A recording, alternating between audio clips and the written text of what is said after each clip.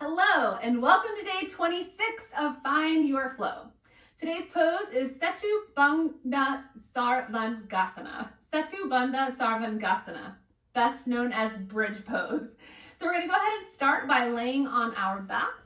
However you want to get there is completely up to you. I like to roll down nice and slow all the way down to set up for my bridge pose. Now for bridge pose, we want to bring our heels pretty close to our hips, whatever feels right for you. And we want to have our knees about hip distance apart. Okay, the back is completely relaxed down on your mat and your hands down by your sides, palms facing down. Go ahead and adjust your head so that the back of your head is on the floor and you're not too far extended in your cervical spine or too far flexed in your cervical spine. So just having a nice neutral neck there, cervical spine. Okay, so from here we're going to posteriorly tilt our pelvis. So notice we reduced this amount of space in our low back by posteriorly tilting, engaging through the glutes, and we're going to slowly start peeling up, one vertebra at a time, just slowly peeling up, getting our spine up off of the mat and noticing that the glutes are turning on a little bit more to make that happen. Now from here, really important to still keep the knees hip distance apart. Sometimes they're going to want to splay out, squeeze them together, use those adductor muscles, adductor muscles, and the glutes to lift the hips. From here, you can stay right here, or you can start walking your shoulders underneath you, maybe even interlace your hands underneath you to create a bind, lifting the hips up and bringing the chest towards the chin, not the chin towards the chest, but the chest towards the chin.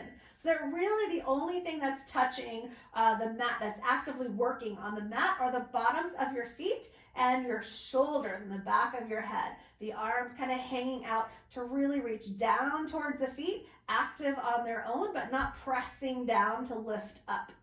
And then to get out of this, release any kind of bind that you have underneath your hips and slowly from the top all the way down. So keeping the glutes contracted all the way down. So your hips are the very last thing to touch down on your mat. My favorite thing to do after bridge pose is just hug my knees in nice and close, rock and roll side to side, and give myself a little hug. Now bridge pose, you might hear some people say relax the glutes while you're for bridge pose, but bridge pose is all about extending the hips and getting into more of a back bend. It's actually set up for a full wheel, a full back bend. So this is the prep for that. So when you're working on that, you first work on your bridge pose.